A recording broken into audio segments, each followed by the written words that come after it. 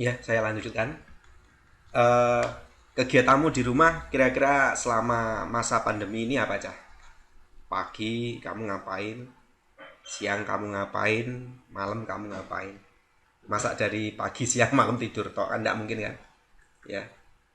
Jadi eh, biasanya mungkin kalian untuk kegiatan sehari-harinya mungkin bisa nonton TV, main game, nonton YouTube, atau mungkin ada yang punya kegiatan lain, cari pakan sapi, cari pakan kambing dan sebagainya. Jadi mungkin banyak sekali kegiatan yang bisa kalian lakukan di rumah. Asal satu, jangan tidur tok ya. Karena tidur itu untuk yang cewek nanti bisa bikin gemuk, untuk yang cowok, wah itu namanya pemalas seperti itu. Ya, ternyata game, buku komik, ternyata main game, buku, komik, apa, terus dan film merupakan contoh dari produk multimedia. Bahkan konten-konten yang ada di media sosial pun seperti Facebook, Twitter, eh, Instagram itu banyak juga yang menggunakan eh, produk-produk multimedia. Misalkan ada foto yang diedit sedemikian rupa, misalkan ada video yang diedit sedemikian rupa sehingga menarik. Itu semua adalah produk multimedia. Nah, tahu nggak apa yang dimaksud dengan multimedia? Ya, multimedia adalah dua unsur atau lebih media seperti teks, gambar, grafik, animasi, audio atau video yang menggunakan alat bantu tool sebagai koneksi link sehingga menghasilkan output tertentu. Bisa berupa informasi yang menarik atau hal lainnya. Jadi misal kalian nonton YouTube ya, di situ ada opening opening videonya, ada apa, seorang konten kreatornya lagi ngomong, terus kemudian ada animasinya atau mungkin tambahan efek-efek tertentu, itu adalah produk dari multimedia juga. Multimedia dibedakan menjadi dua jenis ya. Yang pertama multimedia linier, yang kedua adalah multimedia interaktif. Ya, kalau multimedia linier itu penggunanya hanya bisa menikmati sajian informasi secara linier, satu arah. Contohnya itu gambar, foto, musik, video, atau film. Jadi maksudnya satu arah itu pengguna hanya bisa melihat saja dan menikmatinya tanpa ada imbal balik atau eh, memberikan komentar atau apa seperti itu. Terus yang kedua tadi saya bilang multimedia interaktif. Multimedia interaktif ini dilengkapi dengan suatu perangkat yang memungkinkan penggunanya dapat mengontrol komponen-komponen yang ada di dalamnya. Misalkan ya Facebook itu namanya multimedia interaktif, atau mungkin YouTube itu juga multimedia interaktif di mana seorang penyaji itu nanti bisa apa, ada hubungan komunikasi imbal balik antara penyaji dan juga pengguna seperti itu. Contoh game kan disediakan oleh apa, oleh programmer untuk kalian. Nah, dan kalian bisa menggunakan game itu sesuka kalian seperti itu. Ada juga yang namanya pembelajaran online, itu juga termasuk media apa, media interaktif, multimedia interaktif. Nah, selain sebagai hiburan, multimedia juga bisa digunakan untuk memberikan informasi kepada pengguna ya. Penggunaan multimedia ternyata lebih efektif dalam menyampaikan suatu informasi. Alasannya seperti ini. Karena dapat merangsang beberapa panca indera manusia seperti penglihatan, pendengaran, dan bahkan penciuman. Jadi orang tekniknya, orang itu daripada baca itu nanti akan lebih mengerti kalau dia lihat dan dengar. Jadi nanti memorinya akan lebih penyampaian materinya akan lebih termemori oleh pengguna daripada kita hanya mendengar saja atau melihat saja atau mungkin membaca saja. Jadi kalau membaca dan kalau mendengar dan melihat video itu panca indera kita akan lebih menerima daripada kita hanya membaca, melihat, atau hanya mendengar. Nah, dalam alur produk multimedia terbagi menjadi 3 tahapan, yaitu proses praproduksi, proses produksi, dan proses pasca produksi. Ketiga alur tersebut termasuk ke dalam standar operasional atau SOP-nya.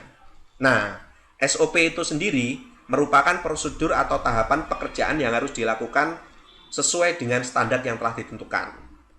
Nah, saya ulang lagi. Alur produksi multimedia itu terbagi menjadi 3 tahapan. Yang pertama adalah praproduksi, yang kedua adalah produksi, yang ketiga adalah pasca produksi. Nah,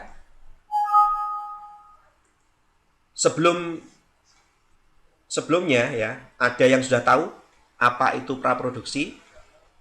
Nah, praproduksi merupakan tahap awal dari proses produksi, di mana tahap ini kita akan mempersiapkan segala macam hal yang akan diperlukan untuk proses produksi. Jadi, kalau diibaratkan nih ya, misalnya kamu ingin memasak sesuatu, maka tahapan awalnya kamu adalah membeli bahan-bahannya dan mempersiapkan peralatan masaknya. Itu yang dinamakan adalah tahap praproduksi atau pre-production. Nah, pengertian pre-production sendiri adalah tahapan persiapan segala sesuatu dengan sangat matang sebelum proses produksi dimulai. Nah, kenapa harus dipersiapkan secara matang? Alasannya seperti ini ya. Karena tahap praproduksi memiliki peran penting terhadap kesuksesan atau kelancaran proses produksi itu tadi. Oleh karena itu, tahapan ini membutuhkan waktu yang lumayan panjang dibandingkan dengan tahap produksi dan pasca produksi. Nah, hampir 70% dari kegiatan produksi produk multimedia dikerjakan pada tahap praproduksi. Nah, ini yang memakan waktu lebih panjang. Berikutnya adalah proses praproduksi. Tujuannya. Yang pertama, tujuan dari proses praproduksi adalah mendapatkan gambaran untuk proses produksi yang akan dilakukan. Yang kedua, merancang naskah yang matang sehingga tim produksi dan pemain dapat memahami secara teknis bentuk video yang akan diproduksi. Yang ketiga, sebagai panduan dalam pengambilan gambar. Yang keempat, mengetahui kebutuhan alat dan properti yang harus dipersiapkan. Yang kelima, dapat mengevaluasi seluruh persiapan sebelum tahap pelaksanaan sehingga proses produksi akan berjalan lancar. Ini adalah tujuan dari proses praproduksi. Nah, proses produksi ini terbagi menjadi 9 tahapan. Nanti akan kita bahas. Ya. Yang pertama, menentukan ide dan konsep. Pada tahapan pertama ini adalah menentukan ide dan konsep. Ide merupakan gagasan awal yang nantinya akan direalisasikan ke produk yang ingin diproduksi. Ide dapat diperoleh dari mana saja, bisa dari imajinasi, bisa dari hobi, bisa dari pengalaman, dan juga bisa dari buku, film, atau mungkin dari lingkungan sekitar. Dari ide ini kita akan tahu produk seperti apa yang ingin kita produksi. Jadi pangsa pasarnya apa, kalian harus mempelajari. Bagaimana nanti pemasarannya, nanti juga harus kalian pelajari. Yang disukai oleh warga sekitar atau masyarakat sekitar itu seperti apa, itu kalian juga harus tahu. Nah, setelah kalian menemukan ide, kita bisa mengembangkan menjadi sebuah konsep. Nah, kita akan menentukan seperti apa bentuknya, gaya pengemasan produknya yang kita inginkan seperti apa, siapa saja target penontonnya, dan pesan apa yang kita mau sampaikan, itu kita akan menemukannya di ide. Misalnya nih, kamu punya ide ingin membuat video mukbang. Nah, mukbang itu tahu toh, makan, sing mangan wokeh gitu biasanya namanya mukbang. Nah, kamu harus tentukan dulu konsep videonya seperti apa. Apakah mukbang biasa di rumah, apakah mukbang di tempat makan, atau sambil ngevlog, sambil jalan-jalan di food festival misalnya. Pastinya dari ketiga pilihan konsep tersebut akan menghasilkan video yang berbeda dan hasil yang berbeda pula. Dari segi pengambilan gambarnya seperti apa, background musiknya seperti apa, kostum dan nanti itu background belakangmu nanti maunya seperti apa, itu harus dipikirkan di proses menentukan ide dan konsep ini. Nah, tentunya ide dan konsep yang menarik akan menghasilkan produk yang menarik juga. Nah, berikutnya adalah langkah kedua adalah membuat naskah. Jadi setelah ide terkonsep, ide sudah ketemu, konsepnya sudah kalian buat, kemudian adalah membuat naskah. Dalam tahapan membuat naskah ini, ya, tahapan ini juga nggak kalah penting dari tahap sebelumnya. Pada pembuatan film atau video, naskah bisa dijadikan acuan dalam proses produksi multimedia. Tanpa adanya naskah, bisa-bisa cerita yang ingin disampaikan nggak bisa tersusun dengan baik. Jadi harus ada naskah atau berupa kerangkanya supaya cerita itu bisa runtun, bisa baik dan bisa dinikmati oleh penonton. Nah, ini fungsi naskah sekarang. Yang pertama, naskah adalah sebagai konsep dasar karena mengandung elemen-elemen penting seperti informasi yang ingin disampaikan, karakter tokoh-tokoh cerita, latar tempat, dan peralatan yang harus dipersiapkan. Yang kedua, arah jalannya cerita atau alur cerita. Ini akan dijelaskan, akan ada muncul di naskah. Yang ketiga, acuan saat proses produksi seperti penyutingan gambarnya seperti apa, penyiarannya nanti seperti apa, pemanfaatan videonya yang akan diproduksi seperti apa. Itu semua adalah sebuah fungsi dari naskah. Yang keempat, fungsi naskah adalah dasar penentuan tokoh atau pemeran.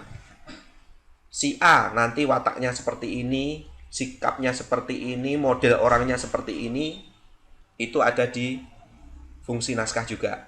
Nanti akan dicantumkan di situ. Yang kelima, dasar perhitungan anggaran. Karena di dalam naskah terdapat gambaran lokasi syutingnya di mana, kostum yang dibutuhkan apa, dan peralatan produksi yang dibutuhkan juga apa. Dan itu nanti sewanya berapa. Nanti akan ketemu di ini tadi, di konsep itu tadi.